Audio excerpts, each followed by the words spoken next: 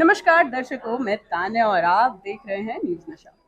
आजादी के बाद से देश ने कई से बीमारियों के वैक्सीन निकाले हैं, लेकिन बीमारी से वैक्सीन तक का सफर, इससे हम जरा अनजान हैं। इसी बारे में आज हम चर्चा करेंगे आईएएस अधिकारी और सरकार में एक उच्च पद के अधिकारी से, डॉक्टर सज्जन सिंह यादव। आपकी मुलाकात मैं इनसे जरूर कराऊंगी, लेकिन मैं आपको बताऊंगी कि आपको बताएंगे। डॉक्टर सज्जन सिंह आपको बताएंगे कि भारत ने वैक्सीन को पाने के लिए कौन सी मेहनत मुशक्कत की है, सफर में कौन से पड़ाव आए हैं। ये सारी चीजें आज हम डॉक्टर सज्जन जी से सुनेंगे। तो आइए मैं आपकी मुलाकात कराती हूँ डॉक्टर सज्जन यादव से। सबसे पहले तो डॉक्टर साहब आप बताइए, आप हैं कैसे? मैं बहुत अच्छा हूँ जी। आपकी एक बुक लॉन्च हुई है, इंडियाज वैक्सीन ग्रोथ स्टोरी, इसके बारे में हमारे दर्शकों को कुछ बताएं।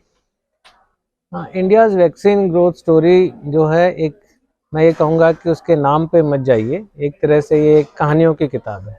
कहानियाँ कैसी कि कैसे कैसे अलग अलग बीमारी के हमारे साइंटिस्ट ने टीके या वैक्सीन्स डेवलप किए, उनके पीछे कितनी मेहनत रही और उसमें कितने अच्छे अच्छे एनेक्डोट्स भरे पड़े हैं।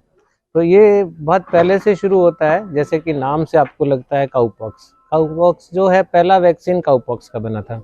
जो पहला वैक्सीन हमारा बना था वो बना था स्मॉल पॉक्स के अगेंस्ट में। और उसमें जो काउपॉक्स एक बीमारी होती थी, काऊ की एक पॉक्स होती थी जिससे फ्लूइड निकाल के वो वैक्सीन बनाया गया था।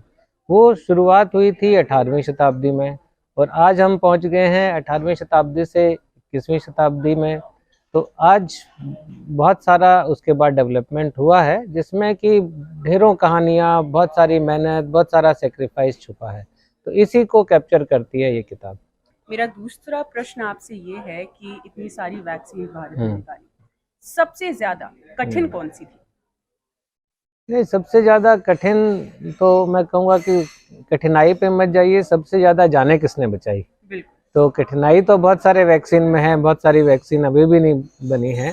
तो मेरे हिसाब से सबसे ज़्यादा जो हम आज बात करें तो कोविड-19 की वैक्सीन है, जिसने कि भारत ने न केवल बहुत सारी वैक्सीन बनाई बल्कि 200 करोड़ से ज़्यादा वैक्सीन लगाई भी और पूरे वर्ल्ड को हमने वैक्सीन मैत्री के तहत वैक्सीन दी। दूसरा मैं कहना चाहूँगा कि पोलियो, जो हमारे बच्चों में इतनी खतरनाक बीमारी थी जिससे कि पैरालिसिस हो जाता था, डेथ हो जाती थी, उसकी वैक्सीन जो आई और उसका जो हमारा वैक्सीनेशन का सफ़र रहा, जिसमें कि पोलियो को पूरी तरह से देश से इरेडिकेट कर दिया, वो भी एक तरह से बहुत बड़ा कंट्रीब्यूशन है। आज आप नहीं देखेंगे कि कोई बच्चा पैरालिटिक है, किसी बच्चे का हाथ या पैर कमज़ोर है पोलियो की वजह से। तो ये सब वैक्सीन की देन है। हालांकि वैक्सीन ढूंढना आसान बात नहीं है, फिर भी मैं आपसे एक प्रश्न करना चाहूंगी कि कोविड के मुकाबले किस वैक्सीन को ढूंढने में आपको जरा आसानी लगी? ढूंढने में नहीं, कहानियाँ देखिए, वैक्सीन की कहानी है ये। हमने बहुत ही इंटेंस 2 साल का लिटरेचर सर्च करके, लोगों से बात करके इस किताब में उसको एक तरह से उसका सार हमने निकाला है। तो उसमें आप देखेंगे कि एक स्मॉल पॉक्स किसी ज़माने में बहुत बड़ी बीमारी, बहुत खतरनाक बीमारी होती थी और उसका वैक्सीन वर्ल्ड ने सबसे पहले बनाया था, लेकिन उसको बनाने में सालों साल लग गए थे। उस समय ना वैक्सीन को स्टोर करने की कोई टेक्निक होती थी, ना उसको ट्रांसपोर्ट करने के लिए रेफ्रिजरेटेड वैन्स होती थी।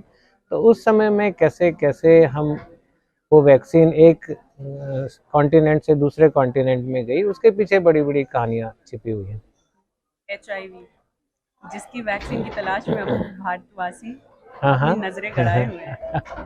आपने 2 साल की रिसर्च की है, तो आपकी रिसर्च के मुताबिक क्या लगता है भारत को कब तक HIV का वैक्सीन उपलब्ध हो जाएगा?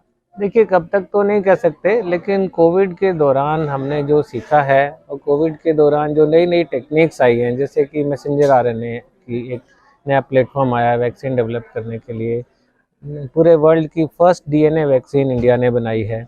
तो इस तरह की बहुत सारी उपलब्धियां जैसे रही हैं और जिस तरह का जोश हमारे माननीय प्रधानमंत्री जी ने हमारे साइंटिस्ट्स में, हमारे वैक्सीन मैन्युफैक्चरर्स में भर दिया है अपनी कैरिस्मेटिक लीडरशिप से, तो मेरे को लगता है कि बहुत जल्दी इसमें एक बहुत बड़ा ब्रेक थ्रू हमारे भारत देश के ही साइंटिस्ट, हमारे ही मैन्युफैक्चरर्स, हमारी ही लीडरशिप करेगी, जो विश्व को एक और सौगात देगी।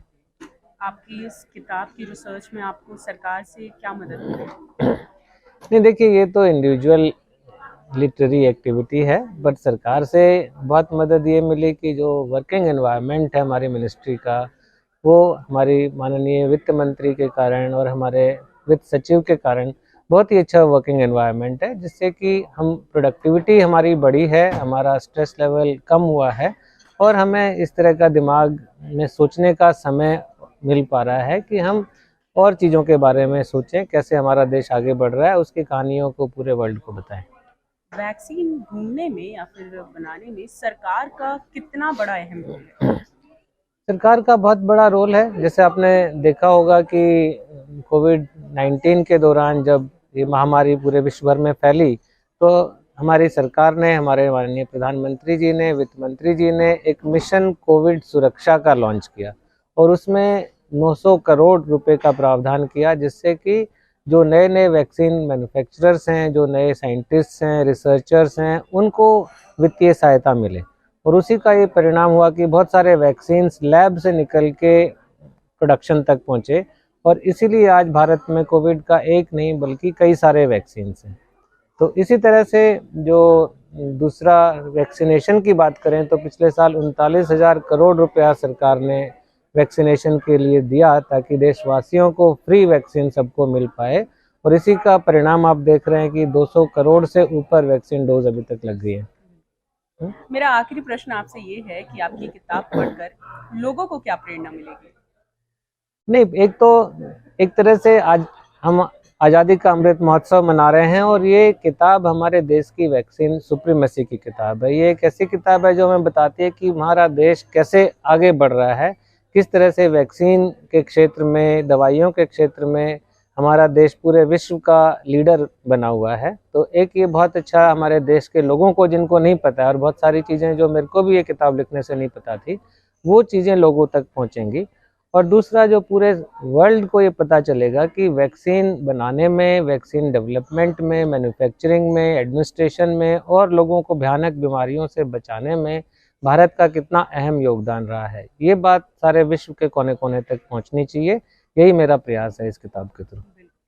दर्शकों, सज्जन जी की किताब आप जरूर पढ़ें और जानें कि वैक्सीन ढूंढने में भारतवासी और भारतीयों का कितना बड़ा अहम रोल है एवं क्या क्या स्ट्रगल्स उन्होंने सहे हैं। बाकी चीजों के लिए देखते रहें न्यूज़ नशा। और आप हमसे जुड़े रहने के लिए सब्सक्राइब करें YouTube पर, फॉलो करें Twitter पर और लाइक करें Facebook पर। और ज्यादा जानकारी के लिए आपको टाइप करना होगा सिर्फ न्यूज़ नशा।